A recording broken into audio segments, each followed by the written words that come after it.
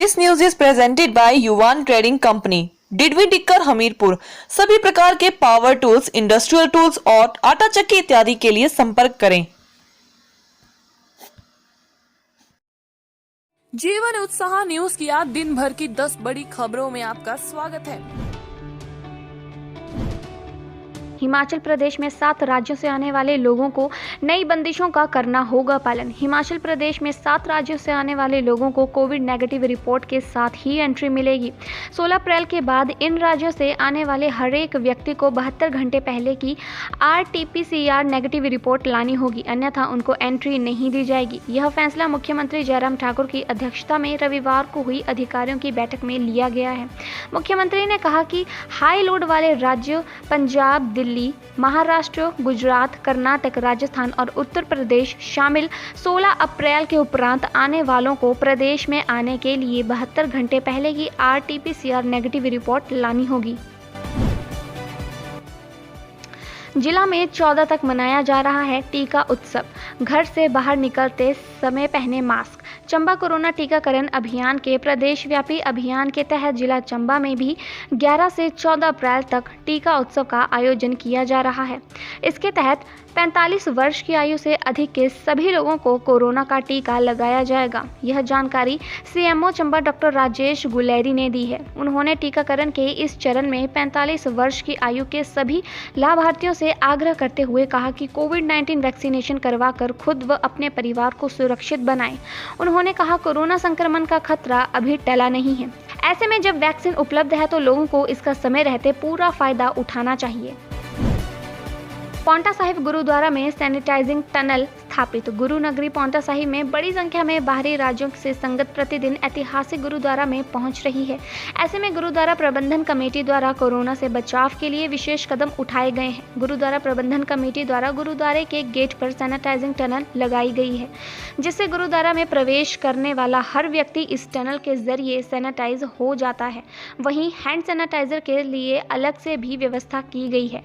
गुरुद्वारा प्रबंधन कमेटी की तरफ से ऐसे श्रद्धालुओं को मास्क भी मुफ्त में वितरित किए जा रहे हैं जो बिना मास्क के यहां पहुंचते हैं। गुरुनगरी में इन दिनों पड़ोसी राज्य पंजाब, हरियाणा और उत्तराखंड से बड़ी संख्या में लोग पहुंच रहे हैं। निर्माण के माध्यम और ऊंचाई वाले क्षेत्रों में बागवान आजकल बागीचे लगा रहे हैं। निर्माण के निचले इलाकों में सेब फसल की सेटिंग होने के बाद अब मध्यम और ऊंचाई वाले क्षेत्रों में सेब सेटिंग होना अभी बाकी है। क्षेत्र में इन दिनों सेटिंग स्टेज पर फूल खिले हुए हैं। ऐसे में बागवान अपने बगीचे में पॉलिनेशन लगाने का कार्य कर रहे हैं। आदर्श युवा मंडल गार्ड द्वारा ली गई जल संरक्षण की शपथ। पेयजल स्रोतों को किया साफ। नेहरू युवा केंद्र, कुल्लू युवा कार्यक्रम एवं खेल मंत्रालय भारत सरकार के दिशा निर्देशों के अनुसार रविवार को आदर्श युवा मंडल गार्ड के सदस्यों द्वारा जल संरक्षण की शपथ ली गई। इस अवसर पर आदर्श युवा मंडल गार्ड के सभी सदस्य उपस्थित रहे। शपथ लेने के उपरांत आदर्श युवा मंडल गार्ड के सदस्यों द्वारा पेयजल स्रोतों की सफाई भी की गई। आदर्श युवा मंडल गार्ड के प्रधान संजय छोटू ने कहा कि जल संरक्षण पर आदर्श युवा मंडल गार्ड के सभी सदस्यों द्वारा शपथ ली गई एवं सभी ग्रामीणों से आग्रह भी किया गया कि वे जल को बचाने में अपनी अहम भूमिका निभाएं, जिससे पेयजल संकट को कम किया जा सकता है। नमस्कार। पिछले कल रविवार को नेहरू युवा केंद्र कुल्लू के दिशा निर्देश के अनुसार आदर्श युवा मंडल गार्ड के सदस्यों द्वारा जल संरक्षण पर शपथ ली गई। आदर्श युवा मंडल गार्ड के सभी सदस्यों द्वारा शपथ ली एवं उसके उपरांत ग्रामीण स्तर के सभी स्रोतों की सफाई भी की। आदर्श युवा मंडल गार्ड के सभी सदस्यों ने लोगों से जल संरक्षण के प्रति आगे आने की अपील की एवं समय समय पर अपने जल संरक्षण को साफ रखने के लिए आवश्यक कदम उठाने की आग्रह किया। जल संरक्षण का यह कार्यक्रम पूरे प्रदेश में चलाया जा रहा है। धन्यवाद। विवादों में JEE की छठवीं परीक्षा अभ्यर्थी को दिया गया सील खुला प्रश्न पत्र।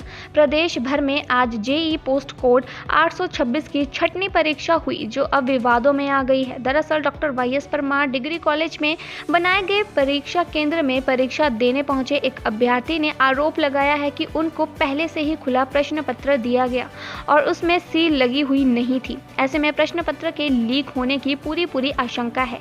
मीडिया से बात करते हुए अभ्यर्थी श्वेत पुंजीर ने बताया कि जब उन्हें परीक्षा केंद्र में तैनात कर्मी द्वारा बिना सील वाला प्रश्न पत्र थमाया गया और जब इस बारे में परीक्षा केंद्र में तैनात कर्मी से बात की गई तो उन्होंने बताया कि प्रश्न पत्र पहले से खुला हुआ है, ऐसे में इसे प्रश्न पत्र में परीक्षा देनी पड़ेगी। मैं श्वेत पुंडीर आज दिनांक 11 अप्रैल 2021 को सुबह 10 बजे doctor Yashwant Singh Parmar degree college में HP state electricity board post code 826 JEE civil का पेपर देने के लिए वहां पर पहुंचा था। और जब मैं वहां पर पहुंचा तो मैंने ये पाया कि जो प्रश्न पत्रिका मुझे दी गई है विभाग के द्वारा, उसमें मतलब मेरे पेपर पे कोई सील का कोई भी नामो निशान नहीं था। मुझे पेपर पूरा ओपन ही प्राप्त हुआ है, जबकि आप इसमें पेपर में भी देख सकते हैं कि इसमें कोई सील का दोनों साइड से कोई भी नामो निशान नहीं है। और जबकि आप दूसरे क्वेश्चन पेपर देखेंगे तो इसमें सील बिल्कुल साफ दिख सकती है। और अब मुझे इस बात का डर है कि कहीं ये पेपर लीक तो नहीं हुआ है। अब इससे अगर लीक हुआ है तो इससे हमारे जैसे लगातार निरंतर 1-2 साल से प्रयास करने वाले बच्चे, उनका भविष्य दांव पर है। ऐसे तो फिर मतलब कि जो आपने पेपर अगर गलती से किस्म से मतलब लीक भी हो गया है तो फिर जो मतलब अनडिजर्विंग कैंडिडेट है वो तो फिर लीक के दम पे लग जाएगा। और जो हमारे जैसे बंदे जो 2-2 साल से इसके लगातार प्रयास कर रहे हैं, रात को खाना नहीं खा रहे हैं, सो नहीं पा रहे हैं, नींद तक नहीं आ रही है, वो कहाँ जाएंगे। अब मैंने इसके लिए वहाँ पे जो हमारे इन्विजिलेटर थे उनको भी बताया। जैसे ही मेरे को प्रश्न पत्रिका मिली मैंने उनसे कहा कि सर मेरी जो प्रश्न पत्रिका है इस पर सील नहीं है। तो उन्होंने कहा कि नहीं, बोला ये हमारे को विभाग से पीछे से ऐसी ही आई है, कोई परेशानी नहीं है, आप पेपर दीजिए। तब उसके थोड़ी देर बाद जब उनके कोई हेड आए वहाँ पे, मैंने उनको फिर से कहा, मैं कहा सर मेरे को सर ये जो प्रश्न पत्रिका मिली है इसमें सर सील नहीं है। उन्होंने भी कहा कि बेटा ये बोला पीछे से ऐसी ही आई है और इसमें हम कुछ नहीं कर सकते, अब आपको पेपर देना ही पड़ेगा। अब सर मैं इससे ये चाहता हूँ कि इसमें मतलब कोई सख्त कार्रवाई की जाए। ऐसे तो सर मतलब जो हमारे जैसे लगातार मेहनत करने वाले बच्चे, इनका भविष्य सर दांव पे है। जिला में भांग के पौधों को नष्ट करने के लिए चलाया जाएगा विशेष अभियान। चंबा जिला में भांग के पौधों को नष्ट करने के लिए एक विशेष अभियान चलाया जाएगा। उपायुक्त डीसी राणा ने इस मुहिम को कारगर बनाने के दृष्टिगत जिला के सभी एसडीएम, तहसीलदार और नायब तहसीलदार को इस संबंध में निर्देश भी जारी कर दिए हैं। निर्देशों में कहा गया है कि जिला में भांग की तस्करी के मामले अक्सर देखने को मिलते हैं। सरकारी और निजी भूमि पर उगे भांग के पौधों को नष्ट करने के अलावा सभी राजस्व अधिकारी यह भी सुनिश्चित बनाएंगे कि उनके कार्यक्षेत्र में भांग की खेती नहीं हो रही है। हिमाचल प्रदेश में खोला जाएगा शीतकालीन खेल केंद्र। केंद्रीय युवा सेवाएं, खेल, आयुष एवं अल्पसंख्यक मामले के राज्य मंत्री किरण रिजिजू ने कहा कि हिमाचल में विंटर स्पोर्ट्स सेंटर खोला जाएगा। इसके लिए स्पोर्ट्स अथॉरिटी ऑफ इंडिया की टीम जल्द हिमाचल आएगी तथा जगह का चयन कर इसे अमलीजामा पहनाया जाएगा। किरण रिजिजू ने कहा कि हिमालय पश्चिमी छोर में आते धर्मशाला, चंबा, डलहौजी इत्यादि क्षेत्रों के दायरे में एक स्पोर्ट्स एकेडमी भी खोली जाएगी। इस संबंध में हिमाचल सरकार से बात करके इसे अंतिम रूप दिया जाएगा। सरकारी स्कूल में शिक्षकों ने अपने बच्चों को दिलाया दाखिला। राजकीय वरिष्ठ माध्यमिक विद्यालय लोअर हरेट में शिक्षकों ने अपने बच्चों को दाखिला इसी स्कूल में करवा कर नई पहल के साथ नए सत्र की शुरुआत की है। स्कूल में कार्यरत अधिकतर अध्यापकों ने अपने बच्चों को अलग अलग कक्षाओं में दाखिला दिलाया है और अब वह घर घर जाकर लोगों को भी अपने बच्चों को सरकारी स्कूल में पढ़ाने के लिए प्रेरित कर रहे हैं। स्कूल प्रधानाचार्य सुनील दत्त शर्मा ने बताया कि विद्यालय में सत्र 2019-20 के मुकाबले 2020-21 में 20% बच्चों में बढ़ोतरी हुई है। राजकीय वरिष्ठ माध्यमिक पाठशाला लोअर हरेटा स्कूल ने शैक्षणिक सत्र 2019-20 में नई ऊंचाइयों को छुआ है। इतना कहना चाहता हूँ कि अपने बच्चों को सरकारी विद्यालयों में पढ़ाएं, एडमिशन करवाएं, लेकिन एडमिशन करवाने के बाद अपनी जिम्मेवारी भी समझें। हर रोज़ बच्चों का काम जो चेक करें, उसके ऊपर अपने हस्ताक्षर करें और देखें किस सब्जेक्ट का काम किस दिन नहीं हुआ है। अगर किसी सब्जेक्ट का काम किसी दिन नहीं हुआ है तो आप संबंधित अध्यापक को फ़ोन करें, प्रधानाचार्य को फ़ोन करें। अगर आपको लग रहा है कि वो लगातार किसी सब्जेक्ट में काम नहीं हो रहा है या विद्यालय में ठीक से प्रशासन नहीं चल रहा है, प्रधानाचार्य ठीक से काम नहीं कर रहा है या अध्यापक ठीक से काम नहीं कर रहे हैं, तो आपके पास शिकायत करने के तरह तरह के साधन उपलब्ध हैं। आप पहले तो विद्यालय में ही आके शिकायत कर सकते हैं कि जी भाई पढ़ाई जो है इस तरह से सही नहीं हो रही, ऐसे सुधार होना चाहिए। वाशरूम साफ़ नहीं है तो आप आके विद्यालय में बोल सकते हैं। कमरों में बैठने की दिक्कत है, कोई परेशानी है तो आपको चाहिए कि आप विद्यालय में आकर बताएं। फिर भी समाधान नहीं होता है तो सीएम हेल्पलाइन आप वहाँ पे कंप्लेंट कर सकते हैं कि भी अध्यापक जो ठीक से काम नहीं कर रहे हैं। लेकिन बच्चों को हटा लेना वो समाधान नहीं है। सरकारी विद्यालय जनता के विद्यालय हैं और जिस खर्चे पर सरकारी स्कूलों में पढ़ाई होती है उस खर्चे पर कोई भी प्राइवेट स्कूल पढ़ाई नहीं करवा सकता। जो क्वालिटी टीचर सरकारी विद्यालय में उपलब्ध हैं वो बाकी जगह उपलब्ध नहीं हो सकते।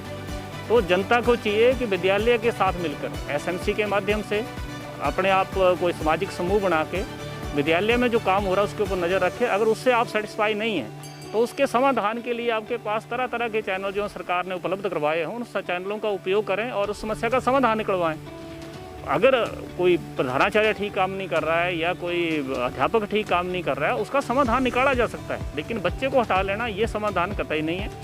तो मैं तो लोड हेडेटा और उसके आसपास के गांव के सभी माता पिता से ये रिक्वेस्ट करूंगा कि आप अपने बच्चों को हमारे विद्यालय में एडमिशन दिलवाएं और जो हमने कहा है अगर वो काम हम नहीं कर रहे हैं तो उसकी शिकायत पहले हमारे पास करें, हम उसका समाधान करेंगे। हम नहीं करते हैं तो आप आगे सीएम हेल्पलाइन पर उसकी शिकायत करें, समाधान जरूर मिलेगा।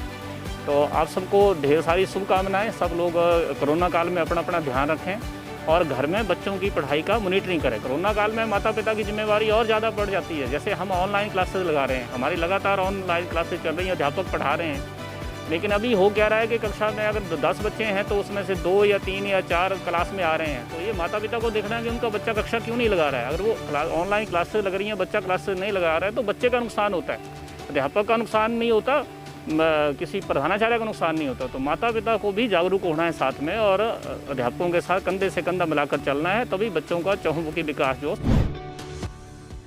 चैत्र नवरात्र के दौरान हथियार लेकर चलने पर प्रतिबंध।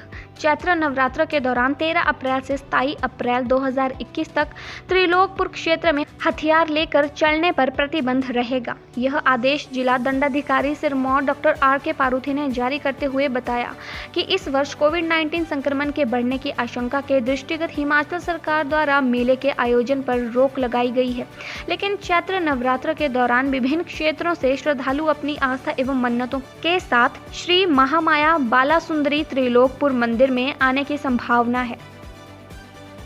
हेलो दोस्तों, नमस्कार। मेरा नाम रमेश शर्मा है और मैं जीवन उत्साह न्यूज का मुख्य संपादक हूं। पिछले 2 वर्षों में हिमाचल के अलग अलग जिलों में काम करते हुए हम इस चैनल को आगे बढ़ा रहे हैं। अगर आपने हमें चैनल को सब्सक्राइब नहीं किया है तो आप प्लीज सब्सक्राइब कीजिए। मैं आपको विश्वास दिलाता हूं आप निराश नहीं होंगे। भले आप 1 महीना इस चैनल को फॉलो करके देखिए, आपको मिलेंगे यहाँ जागरूकता से जुड़ी हुई वीडियो और आपके परिवार, आपके समाज से जुड़े हुए वीडियो। सर्च कीजिए जीवन उत्साह न्यूज फेसबुक पे और यूट्यूब।